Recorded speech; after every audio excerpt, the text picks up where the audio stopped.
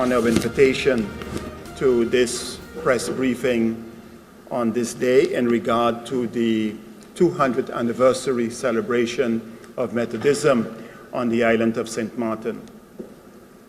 It all began with the time when we were one circuit on this island, and as the years went on, a few years ago, we became two circuits. We work independently. However, for this particular celebration, we are jointly celebrating the 200 years of Methodism on St. Martin.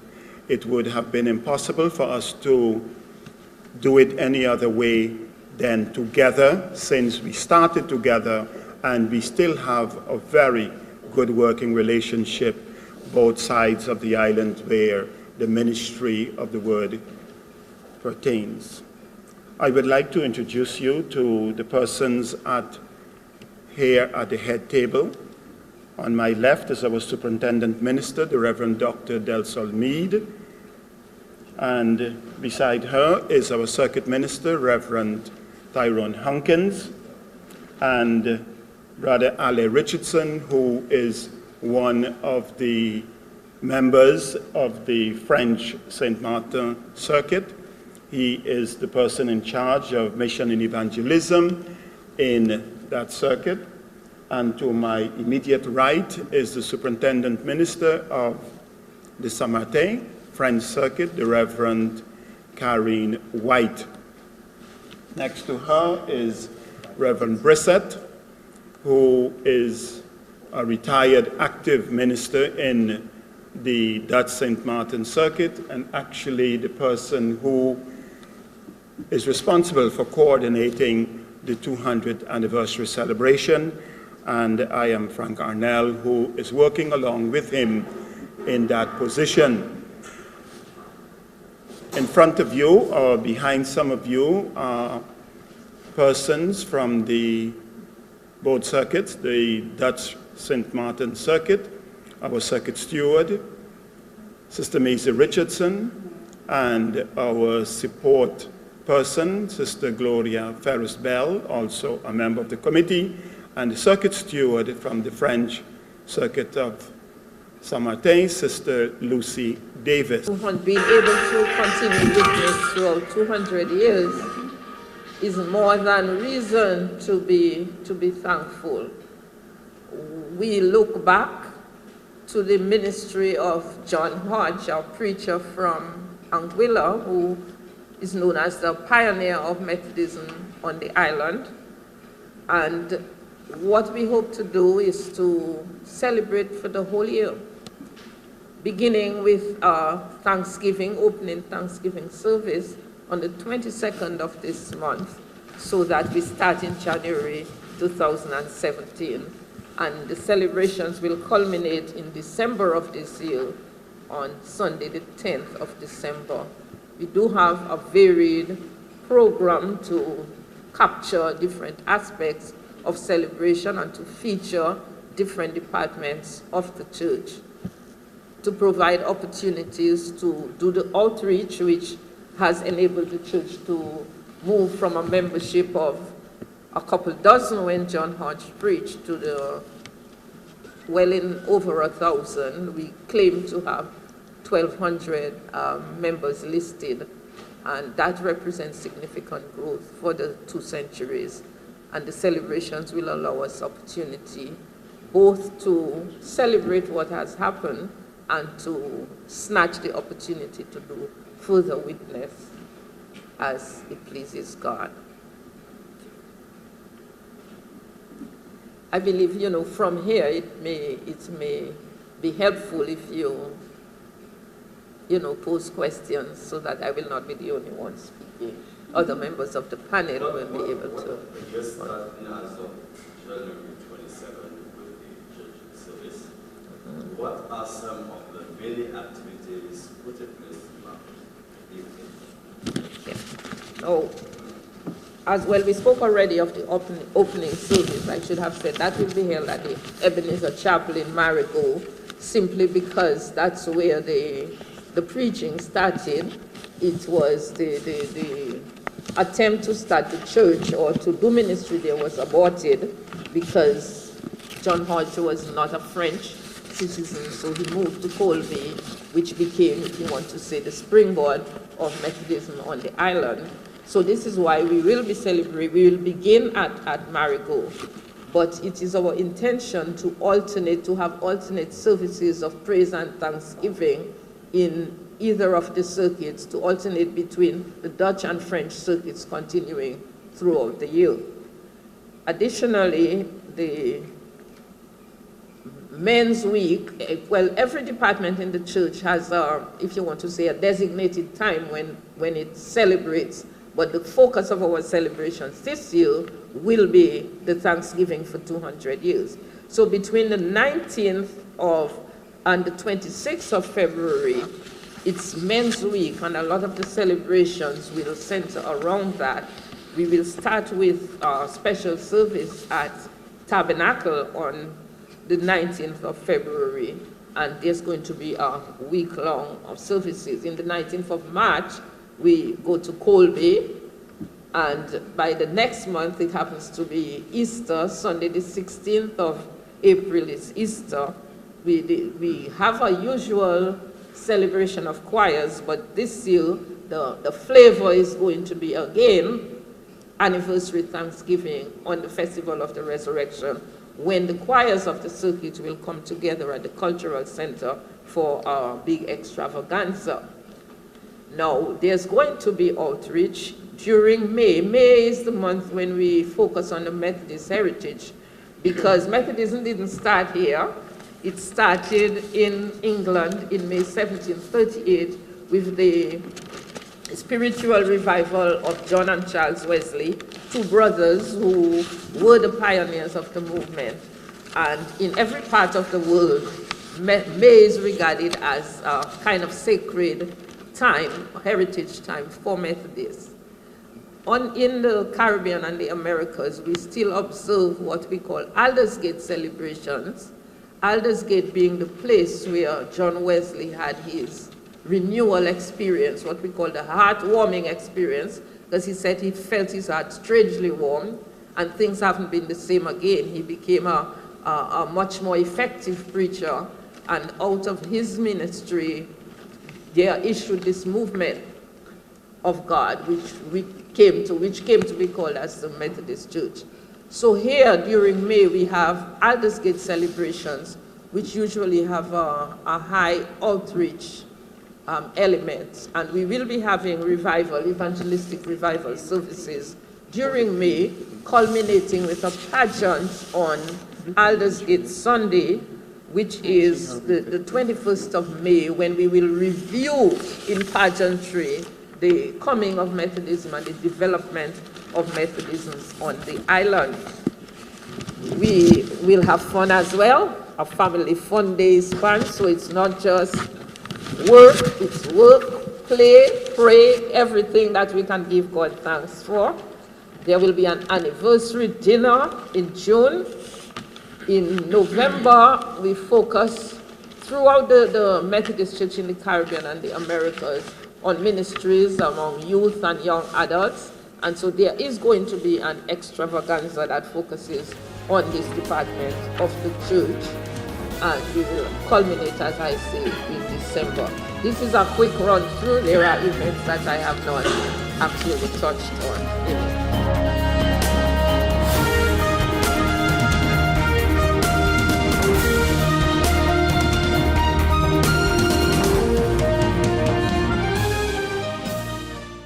Life is a journey full of connections. You're in safe hands even when life starts too soon. You don't have to miss a single beat. When a bad hair day makes you sad, just sharing can bring you joy and more to come.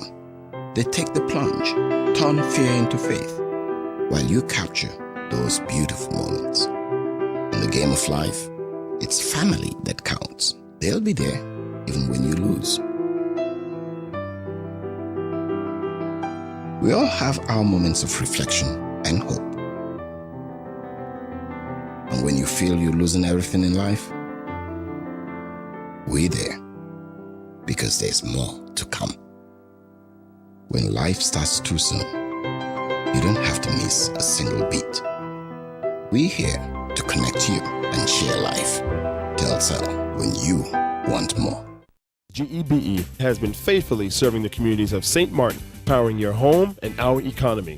Come rain or shine, our qualified team of professionals are working hard 24 hours a day to provide you and your family with safe, reliable electricity and water. We use the latest technologies and test our products daily to maintain the highest international standards. Our friendly staff is always there to assist you, whether in person, over the phone, or online. We are committed to constantly improving our products and services, making them more efficient, effective, and environmentally friendly to serve you better today and our next generation of clients tomorrow. GEBE, powering a brighter future. Our friend Megawati is here with tips to save you energy. 1. Turn your airco temperature up. 2. Use a ceiling fan instead. 3. Buy energy-saving products. Save some green with NVGEBE.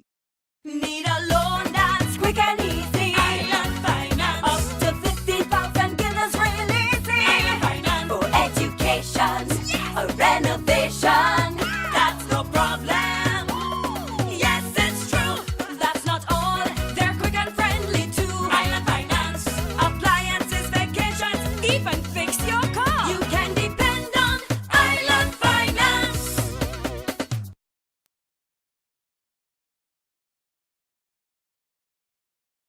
2016 is behind us, and we look forward not only to 2017, but as Minister Lee said earlier, we look forward, we are planning, we are preparing to be here for the next 4 years. It is a totally different dynamic, working firstly in a government from November to December, back and forth as to whether we would be able to postpone the elections. We got that done for 9 months, so you had a 9-month deadline, so to speak, to work with, and now we are looking forward to being in office for 4 years. Not that it means that the government will now relax and take it easy because you have 4 years, but it gives you a better opportunity to plan and prepare and to execute and to tackle many of the problems that we have had to deal with over the years and could have never gotten to them. Not only this government, but past governments as well, as we have had 5 governments in 5 years, or now our 6th government in 6 years. I want to welcome the Minister of Justice, my neighbor, Mr. Raphael Bosman, who was not present last week when I introduced, or 2 weeks ago when I introduced the other ministers at the first press briefing after the swearing in. As explained, he had prior engagements and could not be present, left immediately after the swearing in, and we are happy to welcome him to the fold. One of the things that, and as you know, in the absence of the Minister of Economic Affairs, Mr. Bosman is also filling in for the Minister of Economic Affairs, and in his absence, the responsibility fell on me. And one of the things that I hope to have a discussion, well, I will have a discussion, but I hope we will be able together with the department, with the ministry, to beef up immediately is the time that it takes for someone who requested a help driver to get a permit. Now, one would say, is that a priority for the government? It is one of the many things that government needs to work on. Government, whether we want to believe it or not, is actually the largest service provider in the country. We have to provide service to the people across the board. Every day there are people who are asking government for something. It is not everything that you ask for you can get.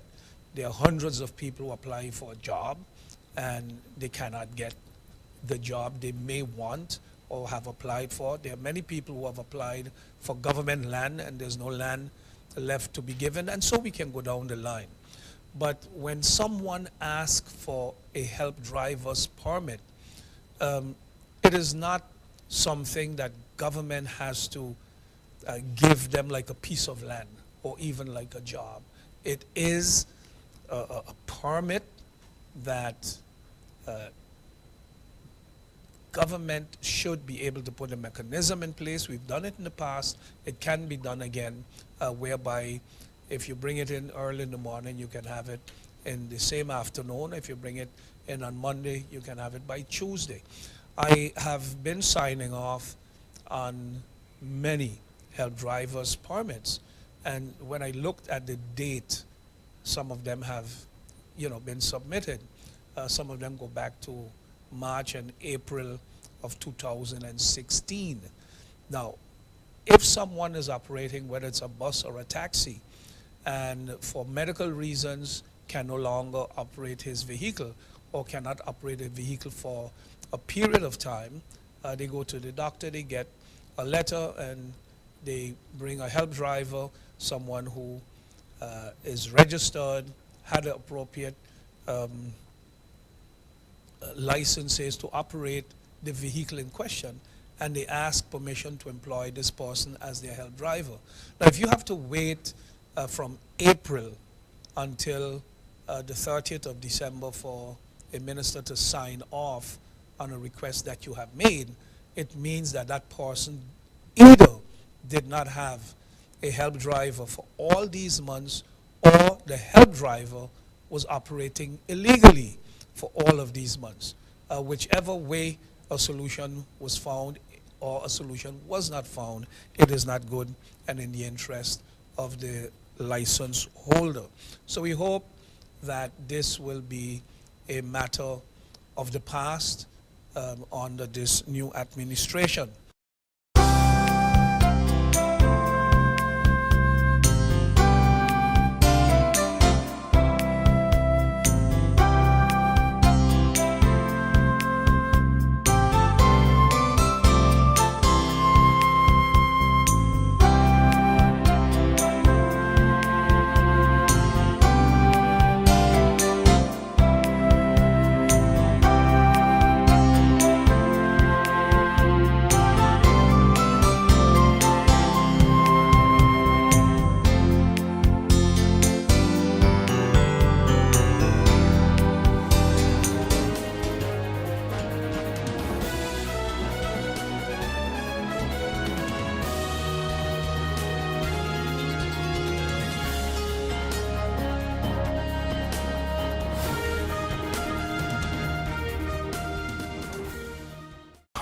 Oh my, what an inventory list, and so unnecessary. But wait, your home contents are all insured by Be Sure. That means that you determine the amount you want to insure. No inventory list, no hassle. Are you be sure? Be sure.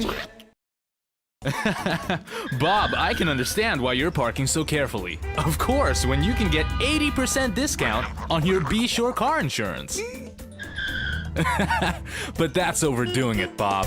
Are you be sure? Be sure. Yeah.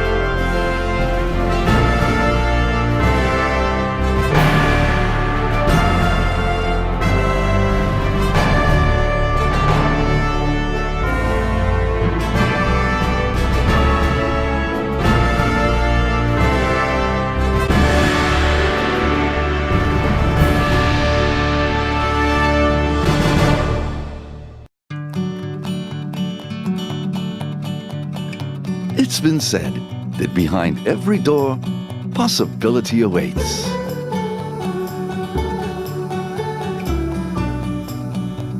How much possibility depends on which door you open first. Every day, we help our customers discover the possibilities in their lives.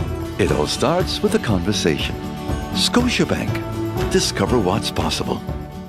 1, 2, 3, 4.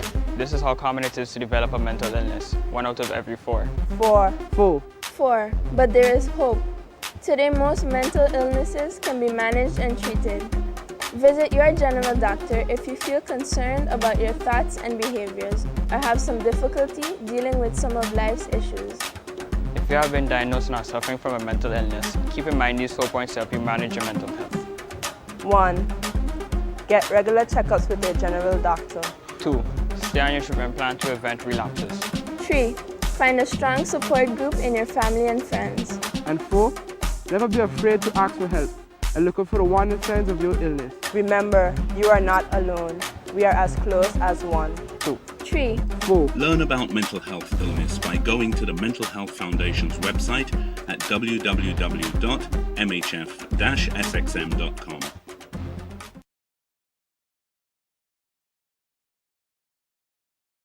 Briefing when I heard that there were some investigations taking place into job placement agencies, the Housing Bureau. I know at least one of them were being investigated by the ministry, especially because they are not living up to their tax obligations, SZB and other obligations they have to workers. Can you tell us if that investigation is really taking place and how it's moving forward, even if you don't have to divulge all information on the investigation, but I'd like to know if it's moving forward.